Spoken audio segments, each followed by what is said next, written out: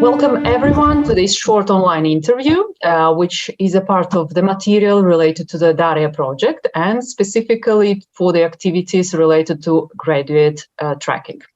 Today I will speak with Mikołaj, Jasiński and Marek Bożykowski from the National Information Processing Institute and the University of Warsaw, who will introduce the Polish system of graduate tracking, ELA, and the usage of administrative data. Hello, Mikołaj and Marek. And before we start, please briefly introduce where you work. The National Information Processing Institute is a national research institute working on behalf of the Polish Ministry of Education and Science. The institute covers all the information processing needs of the ministry and develop different IT tools for this purpose. But it's not all. Yeah, definitely. As the institute also conducts scientific research in both social sciences and IT sciences. So, as you can see, quite a wide area of interest. And our field in the institute is the Polish Graduate Tracking System, or as we call it, ELA system. And the acronym ELA comes from Polish name for economic fates of graduates. Oh, great. So could you please tell us a little bit more about the ELA system, how it works, and what type of information you collect? The Polish graduate tracking system is based on administrative data. Thanks to that, it covers entire populations of about 5.5 million of students, graduates, PhD students, PhD holders. It uses two sources. The first is the Polon system. This system covers all aspects, all activities of institutions of higher education and science in Poland. And the second source is the social insurance institution that provides our system with information on labor activities. So the data from both these sources are combined and pseudonymized. And on the basis of that data set, we prepare numerous indicators regarding educational paths of students and graduates, their professional careers, and interaction between these two. So we prepare on that basis automatic reports, infographics, which are available through our website, and also the data sets that those reports and infographics are built on. And it's available through the website, totally free of charge for anyone who's interested. And when it comes to the indicators, they cover things such as, for instance, the time needed to find a job, earnings, obviously, risk of unemployment. But on top of that, we also have relative indicators of labor market outcomes, which we are particularly proud of.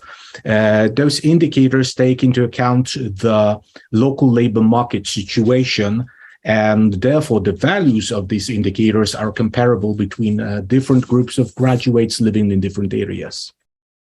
Amazing, I would say.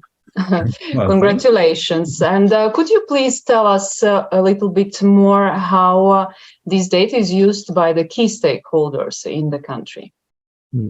Generally, the main stakeholders are citizens. The main mission of this system is to provide, to develop the common knowledge of labor markets, educational processes among students, graduates, future employees, and future employees who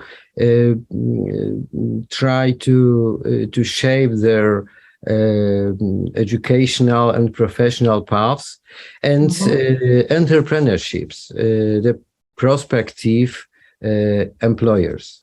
Yeah, but on top of that knowledge building, we also have some tasty examples on how we managed to bust some myths with our data. So, for instance, it was a common belief that the state vocational higher schools are a pathway to failure, and we managed to show that there is a huge group of graduates of such schools that cope very well on the labor market. So it was not really the case.